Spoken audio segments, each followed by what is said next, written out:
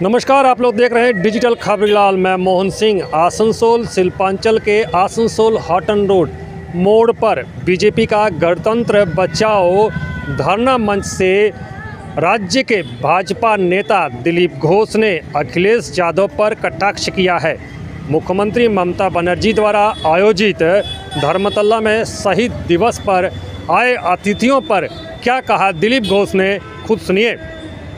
लक्ष्मण रेखा पार হয়েছিলেন তাই সীতা হরণ হয়ে গেছে। তা আমাদের সাধারণ জনতা, ধার্মিক ধর্মপ্রাণ সিধা সরল জনতা এই ভেকধারী সাধুদেরকে চিনতে পারে না। ইলেকশনের আগে অনেক মিথ্যা কথা, অনেক কিছু প্রতিশ্রুতি দিয়ে ওরা ভোটটা নিয়ে নেয়, তারপর মানুষের জন্য কিছু করে না, আর খালি আমাদেরকে গালাগালি দেয়। কিন্তু মানুষ কিছু লোক ভুল করে, সবাই ভুল করেনি, তাই এখনো ভোট পার্সেন্টেজ আমাদের বেশি, আমাদের সিট বেশি, সরকার চলছে, চলবে। এদেরকে আরো 5 বছর উপবাসী ছাত্রকার মতো থাকতে হবে।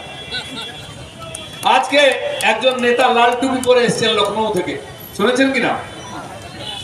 দুবার হেরেছেন উত্তরপ্রদেশে, দুবার সরকার গেছে, তিনি কি বিজেপি কে হারাবেন? হেরে যাচ্ছেন সেই 14 সাল থেকে। একবারে কোমরটা ঝুঁকে গেছিল, একটু সোজা হয়েছে। আর ভুটানি দেখুন, ये सरकार नहीं चलेगा, हम तो बधाई देते हैं, दीदी ने हरा दिया। अरे किसको हराया? 29টা सीट जीते হারাচ্ছেন। যখন 32 থেকে 34 থেকে 22 এসেছিলেন, গত নির্বাচনে আমরা 18টা জিতেছিলাম, তখন তো বিড়ালের মতো মেও মেও করছিলেন। আজ 29 হয়েছে, আরে আগে তো 34-এ যান, পুরনো রেকর্ডে পৌঁছান, তারপর বড় বড় কথা বলবেন। সিপিএম এবং বামফ্রন্ট এক সময় 36টা সিট জিতেছিল 42টার সময় পশ্চিম বাংলায়। তারা আজ কোথায়? 36 থেকে নামতে নামতে এর আগের ইলেকশনে বিধানসভা ও লোকসভায় তারাই বিরোধী দল ছিলেন, কিন্তু সেই কংগ্রেস 4 থেকে 2 হয়েছিল হাফ, সিপিএম 2 থেকে 0 হয়েছিল সাফ। আমরাই 19 সালে তাদেরকে হাফ আর সাফ করেছিলাম। এখন কুটিয়ে কুটিয়ে একটা জিতেছে, তার থেকে 2 থেকে আবার হাফ।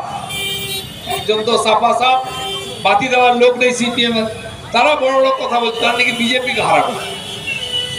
এক সময় 64টা পার্লামেন্টের সিট ছিল বামপন্থীদের, এখন টর্চ নিয়ে খুঁজতে হয় কোথায় আছে, কোথায় কেরালায় কুড়িয়ে পেয়েছে, কোথায় তামিলনাড়ু। এরা বিজেপি কে হারাবে। সকাল থেকে বিকাল ভিখারির মতো ঘুরে বেড়াচ্ছে। এর বাড়িতে বলছে ভাই চলো একসঙ্গে এসো, ওখানে বলছে এসো একসঙ্গে এসো। কারণ দেশ বাঁচাতে হবে, দেশ না পার্টি বাঁচাতে হবে, নেতা বাঁচাতে হবে। তাই লোকের বাড়ি বাড়ি হত্যা দিয়ে সেই হরকিষাণ সিং সুরজিত করতেন, আমরা দেখেছি, সেই পরম্পরা রেখেছে। সেই দায়িত্বটা মমতা ব্যানার্জি নিয়েছেন। সিপিএম দের কেউ পোছে না, পাতে ভাত দেয় না, মমতা ব্যানার্জি সব করেছেন। আমরা দেখেছি তিনি পাটনা গেছেন লালুজির সঙ্গে দেখা করতে, করেনি।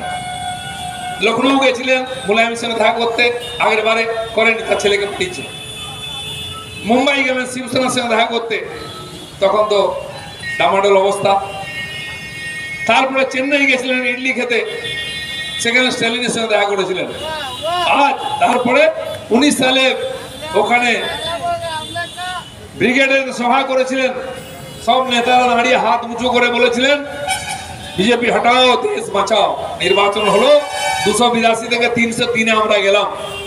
মমতা ব্যানার্জি 34 থেকে 22-এ এলেন, সিপিএম 2 থেকে 0, কংগ্রেস 4 থেকে 2 হলো। এখানে সারা ভারতবর্ষে খুঁজে পাওয়া গেল না কাউকে। তাই এবার আবার ডেকেছেন। তারপরে 2 বছর 3 বছর মমতা ব্যানার্জির সঙ্গে যোগাযোগ করেন। কারণ কি? যার হাত ধরবেন মমতা সে ডুবে যাবে, যার দিকে দৃষ্টি দেবেন সে ডুবে যাবে। তাই মমতা এই সঙ্গে কেউ আসতো না। এবার গিয়ে খুব পিড়াপিড়ি করে একজনকে নিয়ে এসছেন। সে কে? সে 2 বার হেরেছে উত্তরপ্রদেশে, 2 বার যোগী সরকার হয়েছে। তার কোনো কাজ নেই, বেকার ঘুরে থাকে, বলে যাই কলকাতা ঘুরে আসি। তো যার কোনো কাজকর্ম নেই, কেউ পুছে না, এরকম নেতা মমতা ব্যানার্জির সঙ্গে আছে। কেন শিবসেনা আসেনি? কেন স্ট্যালিন আসেননি? কেন বিএসপি আসেনি? কেন এনসিপি আসেনি? কেন সিপিএম এর বড় নেতারা কারাত আসেননি বা ইয়েচুরি আসেননি? কারণ মমতা ব্যানার্জি কেউ বিশ্বাস করে না।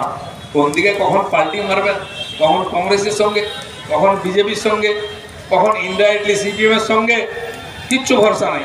अब इस दिलीप घोष के बयान से राज्य की राजनीति में चर्चा शुरू हो चुकी है और आपको बता दें लगातार गणतंत्र जो बचाव सप्ताह का पालन है भाजपा की तरफ से पूरे राज्य में किया जा रहा है और इसकी कर्मसूची आगे भी जारी रहेगी। देखते रहिए digital Khabrilal Hindi news channel.